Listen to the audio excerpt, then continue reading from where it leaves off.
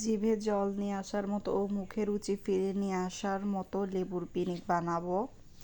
লেবুর পিনিক বানানোর জন্য প্রথমে মাঝারি সাইজের 5টি লেবু নিয়েছি এবং লেবুর পিনিকে দেওয়ার জন্য কিছু শুকনো উপকরণ যেরকম সরিষার তেল, গরম মশলা, বিট লবণ, চিলি ফ্লেক্স। এই তো চাকুর সাহায্যে লেবুর খোসাগুলো ছাড়িয়ে নেব। খোসা ছাড়িয়ে না নিলে তিতো লাগবে, ভালোভাবে ছাড়িয়ে নিলে তিতো ভাবটা আর থাকবে না। এই তো খোসা ছাড়িয়ে নেব এক এক করে। আমি যেহেতু 5টা লেবু নিয়েছি, 5টা লেবুই খোসা ছাড়িয়ে নেব। খোসা ছাড়ানোর ভিতরে আসলে মূল কারিশমা, ভালো করে খোসা না ছাড়াইলে তেতো ভাবটা থেকেই যাবে। এই তো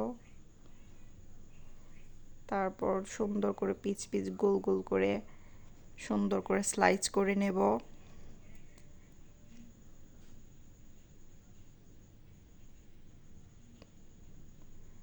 একই সাইজের করতে হবে।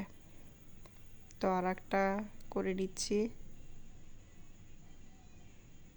স্লাইস করে নেওয়ার পরে এখন উপকরণ দেওয়ার পালা। এক এক করে গোল গোল করে সাজিয়ে নিচ্ছি প্লেটে। উপর দিয়ে শুধু উপকরণগুলো ছিটিয়ে দেব।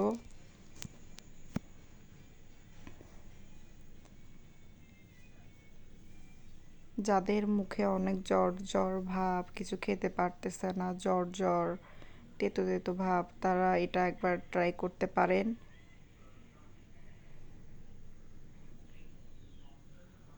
প্রথমে এই তো শুকনো মরিচের গুঁড়ো অল্প একটু দিলাম, তারপরে এই তো গরম মশলা, ধনিয়ার গুঁড়ো ছিটিয়ে দেব।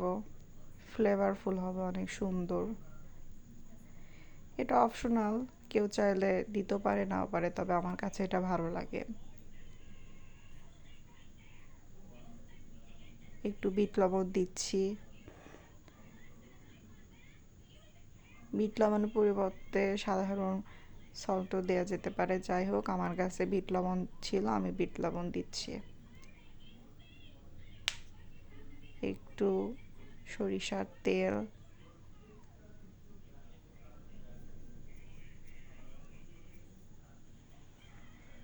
হাতের সাহায্যে একটু চটকিয়ে নেব এক এক করে।